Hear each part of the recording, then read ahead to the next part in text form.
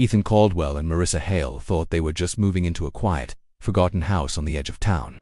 But from the very first night, Ethan heard scratching in the walls that sounded less like rodents and more like fingernails carving words into wood.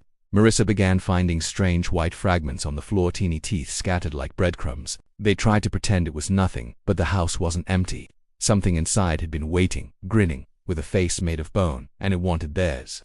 I always believed old houses carried secrets, but I never expected mine to whisper them directly into my head. The house I moved into sat at the edge of town, a crooked wooden structure that looked like it had been forgotten by time. The paint peeled in long curling strips, the shutters leaned like tired eyelids, and the porch sagged as though the earth beneath it wanted to swallow it whole. When I signed the papers, I felt more pride than fear. It was my first real home, something that belonged only to me. I told myself that the silence of the neighborhood would be a blessing.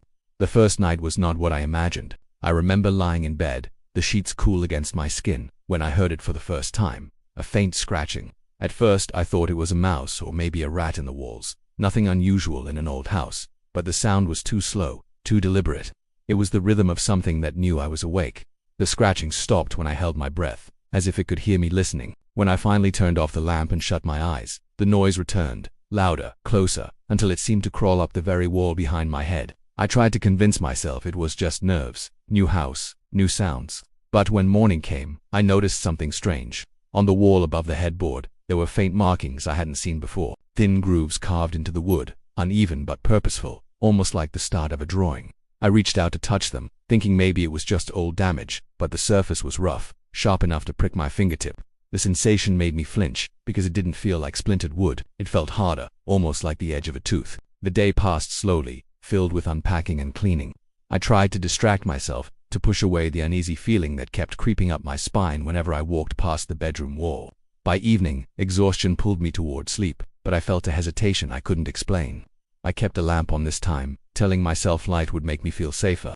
But light only makes shadows deeper. When I finally drifted into sleep, I was dragged into a dream I didn't want. I stood in the middle of a vast dark room, surrounded by endless walls that pulsed like they were alive. From the shadows, something emerged. A figure, tall and skeletal, its face stripped of skin. Its skull gleamed white, hollow sockets boring into me. It leaned closer until I could see every crack in the bone, every jagged edge where teeth seemed too sharp. Too many. Didn't speak, but somehow I understood it, wanted me to see it, to remember it when I woke. I gasped awake, clutching my chest as though something had tried to pull the air from my lungs. The lamp still glowed weakly beside me, but my comfort vanished the moment my eyes fell on the wall. The faint scratches from earlier were deeper now, carved with more force. The shape was undeniable, a skull beginning to form, its hollow eyes staring back at me, its grin stretching in silent mockery. I told myself it couldn't be possible, that my imagination was playing cruel tricks. Maybe I had dreamed the markings too, but the wall told the truth I didn't want to hear. The grooves were real, sharp under my fingertips, deeper than before. Something had worked at them while I slept. Something had carved a face while I lay helpless only inches away. I spent the rest of that night sitting upright in bed, staring at the wall, waiting for the sound to return. The house remained silent, but silence can be worse than noise. It presses against the ears, suffocating, as though the entire building is holding its breath with me. I don't remember falling asleep again. I only remember the feeling of being watched, not from outside the window or through the cracks of the door, but from within the very bones of the house itself. When the sun finally rose and the light seeped weakly into the room, I found myself too afraid to look at the wall again. But I couldn't avoid it forever. I turned slowly, my heart pounding against my ribs. The skull carving was larger, clearer, as if it had been waiting for me to notice. And though I couldn't explain how, I was certain the face had shifted. It was no longer just a skull. It was leaning, tilting slightly toward the bed. And I swear, its grin was wider than before. I tried to start the day as if nothing had happened. I brewed coffee, unpacked boxes, and forced myself to focus on the normal routines that make life feel safe. But no matter how much I tried to ignore it, the image of that skull scratched into the wall refused to leave my thoughts. It followed me through every room, as if its hollow sockets were burned into my vision. When I passed mirrors or glanced into dark windows, I half expected to see it there instead of my own reflection. By afternoon, I couldn't resist checking the wall again. The grooves were still there, deeper in the daylight than they had seemed in the dim glow of my lamp. My stomach churned when I noticed something else, teeny flakes of white caught between the lines. I leaned closer, brushing one gently with my fingertip. It wasn't paint, nor was it plaster. It was brittle, chalky. My mind refused the thought at first, but I knew what it looked like. Bone dust. I scrubbed at the markings with a rag, trying to erase them, but no matter how hard I rubbed, the grooves remained. It felt less like something carved into wood and more like something had grown into it. The harder I worked, the more my chest tightened, until finally I tossed the rag aside and forced myself out of the room. That night, the scratching returned. Louder this time, like nails dragging with purpose. It crawled from the far end of the wall to the headboard, stopping directly above me. My breath came shallow, my body rigid under the blanket. Every instinct screamed for me to flee, but I couldn't move. I listened as the sound shifted higher, into the ceiling. The boards creaked under a weight that shouldn't be there. Something crawled above me, deliberate and slow.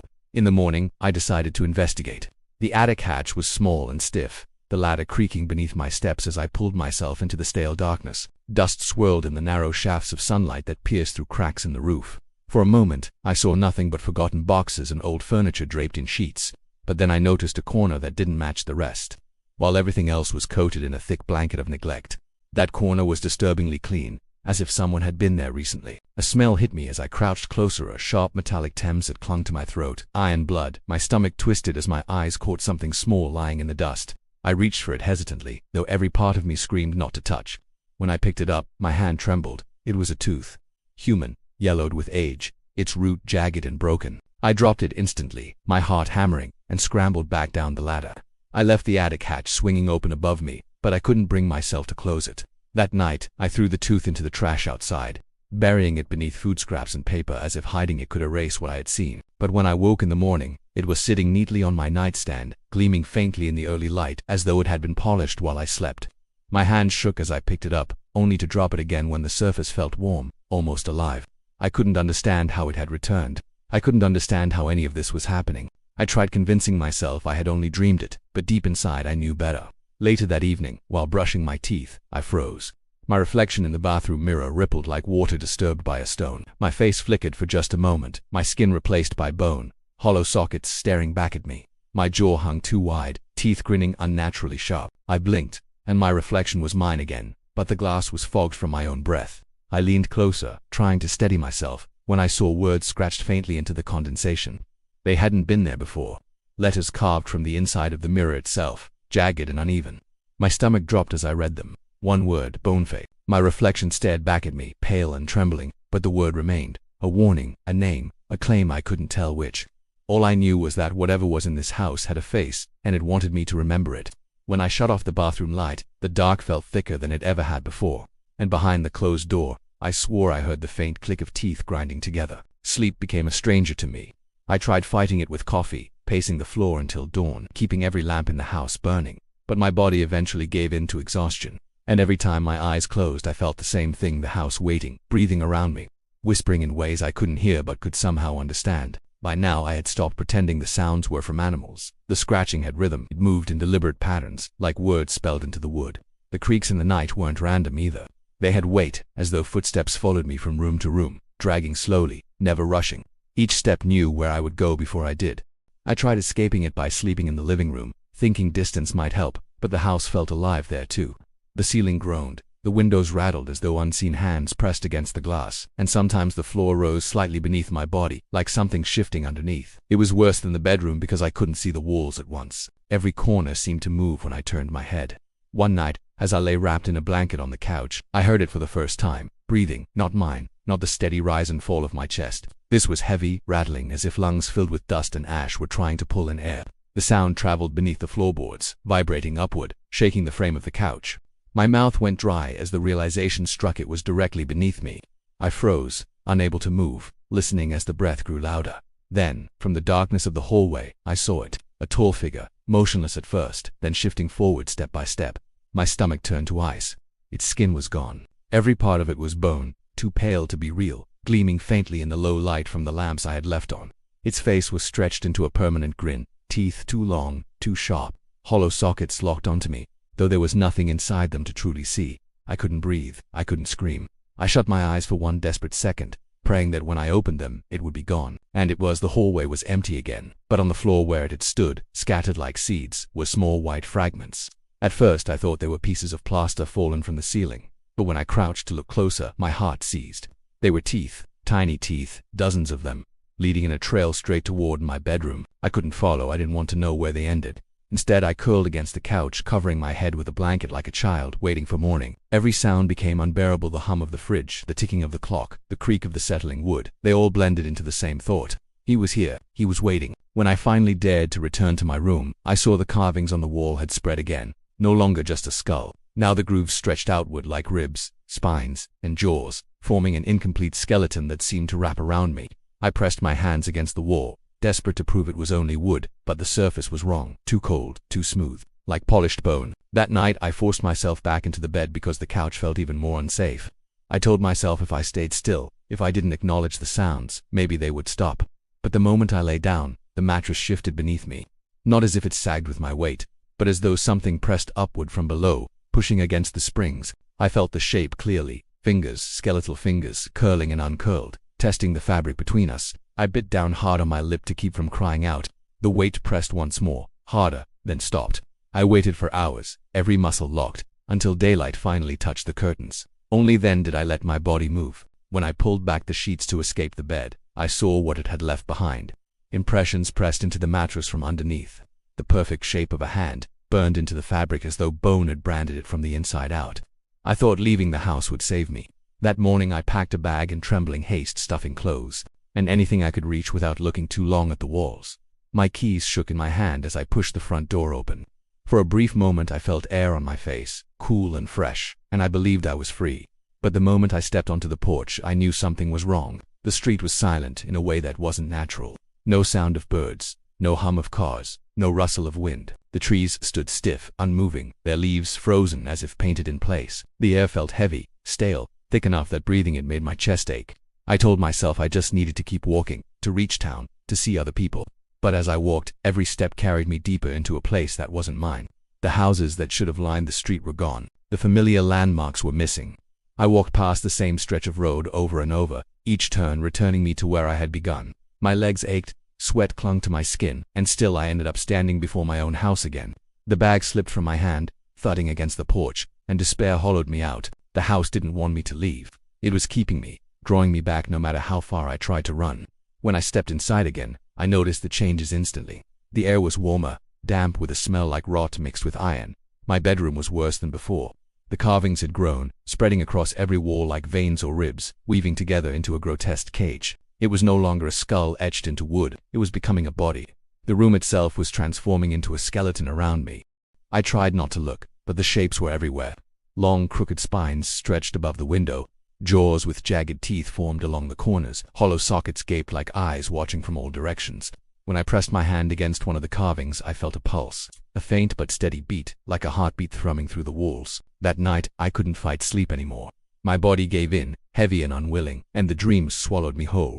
I was lying in my own bed, but the walls were no longer wood. They were made of flesh, stretched thin and veined, quivering with each breath I took. Bone jutted through like spikes, forming teeth around me. The room was a mouth, and I was inside it. Then he came, Boneface, looming from the shadows, his skull grinning wider than seemed possible. His hollow sockets fixed on me, and his jaw clicked open and shut with a sound like breaking glass. No words came, but I felt something enter my mind.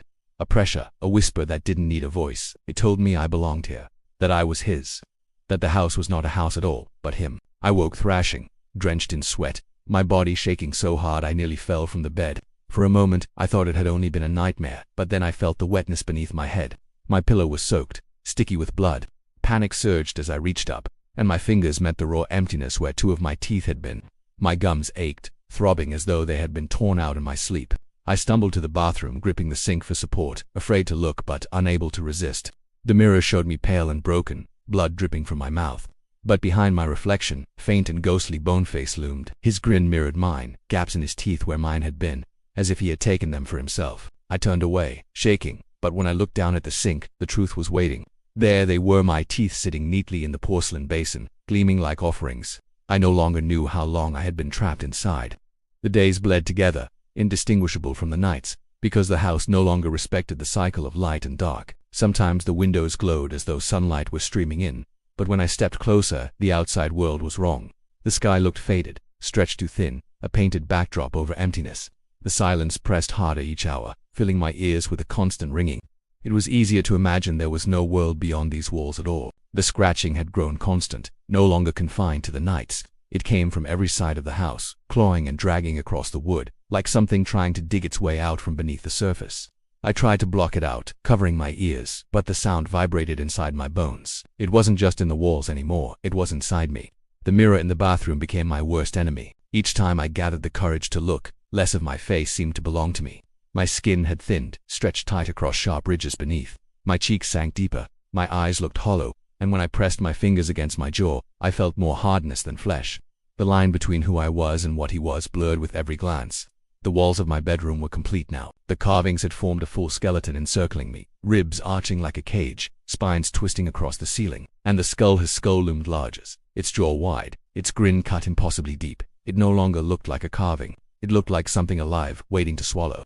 At times, I swore I saw the chest of the skeletal figure rise and fall, as though breathing. The house itself had a pulse, and it beat in time with mine. I tried to fight it by refusing to sleep, but sleep forced itself upon me, and in those hours Boneface came closer.